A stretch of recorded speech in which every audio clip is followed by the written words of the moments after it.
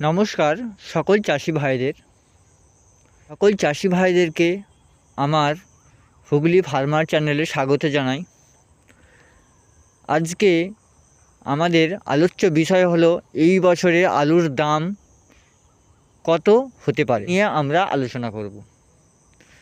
আমরা জানি যে প্রথম দিক থেকে আলুর বেশি দাম ছিল না, যে এই বছরে অত্যাধিক ফলন হবে, কিন্তু গত 2 দিনের বৃষ্টিতে সমস্ত আলুর জমিতে ব্যাপকভাবে ক্ষতিগ্রস্ত হয়েছে।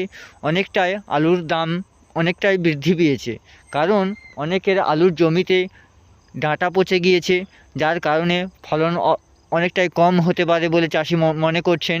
এছাড়াও যে সমস্ত নিচু তাতে জল জমে যাওয়ার কারণ আলু পচে যাওয়ার সম্ভাবনাটাও অনেকটাই বেড়ে গিয়েছে বলে মনে করা হচ্ছে। তো আমরা জেনে নেব যে এই বছর আলুর বাজার কি হতে পারে। আমার ব্যক্তিগত মতামত হচ্ছে 700 থেকে 790 টাকা পর্যন্ত এই বছর প্রতি 50 কেজির বস্তা হতে পারে।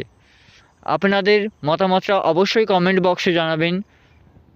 প্রতিনিয়ত এরকম ভিডিও পেতে আমাদের হুগলি ফার্মার চ্যানেলটিকে অবশ্যই সাবস্ক্রাইব করে রাখুন এবং একটি লাইক দিয়ে আমাদের পাশে থাকুন।